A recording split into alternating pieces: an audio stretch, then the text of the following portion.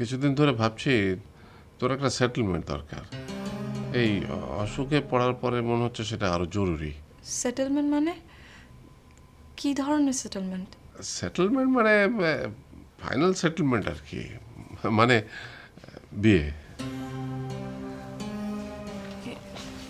ইয়ে বাপি,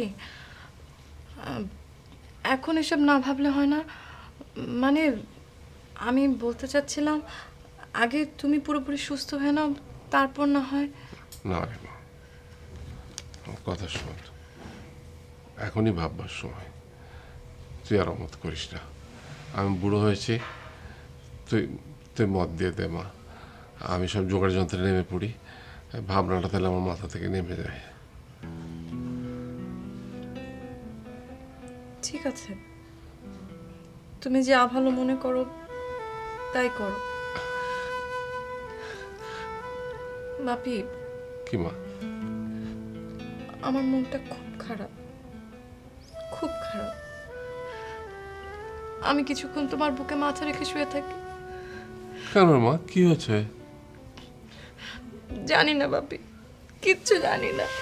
আরে পাগলি মেয়ে, কি হয়েছে তোর? কাঁদিস না, কাঁদিস না। এই মুহূর্তে মোবাইল সংযোগ দেওয়া সম্ভব হচ্ছে না, অনুগ্রহ করে একটু পরে আবার ডায়াল করুন।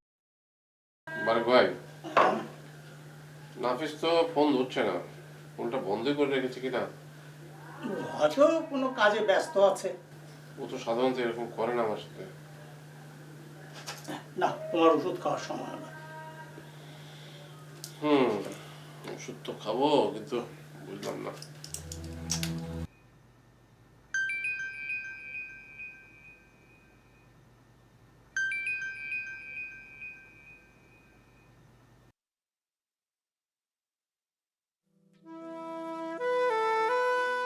নাফিসের কিছু একটা হয়েছে, সে আমাদের বাসায় আসছে না, আমাদের সাথে কোনো রকম যোগাযোগ রাখছে না।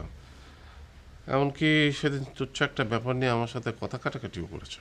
বলো কি, নাফিস তো এরকম ছেলে নয়। আচ্ছা, কি বিষয়ে কথা কাটাকাটি হয়েছে বলো তো? খুবই সাধারণ একটা বিষয়, কিন্তু ওর ভেতরে যে এত আগুন ছিল সেটা আমি আগে জানতাম না। কি করি বলো তো? চিন্তার কথা। কিন্তু আমার কি মনে হয় জানো মাহমুদ, এখন আর রাগ ঢাক কিছু না করে খোলাখুলি সব আলোচনা করে ফেলাই ভালো। তোমার তাই মনে হচ্ছে? দেখো মাহমুদ, সময় এখন অনেক পাল্টেছে। এখনকার ছেলে মেয়েদের চিন্তা চেতনা, ধ্যান ধারণা, চাওয়া পাওয়া, এ সব কিছু ওদের নিজেদের মতো করে। এখন তোমার আমার কৌশল আর থিওরি ও কিছুই চলবে না। বোধহয় তোমার কথাই ঠিক। কতটুকুই বা আমরা ওদের বুঝি বা বোঝার চেষ্টা করি।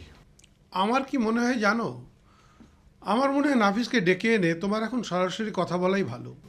সেটাই তো আমি চেষ্টা করছি, কিন্তু ওর তো ড্রেস পাচ্ছি না। কেন? বারেক ভাইকে বাসায় পাঠিয়ে দাও, গিয়ে বলবে যে জরুরি প্রয়োজন আছে, তুমি ডেকেছো। সেটা করা যেতে পারে। তাই করো।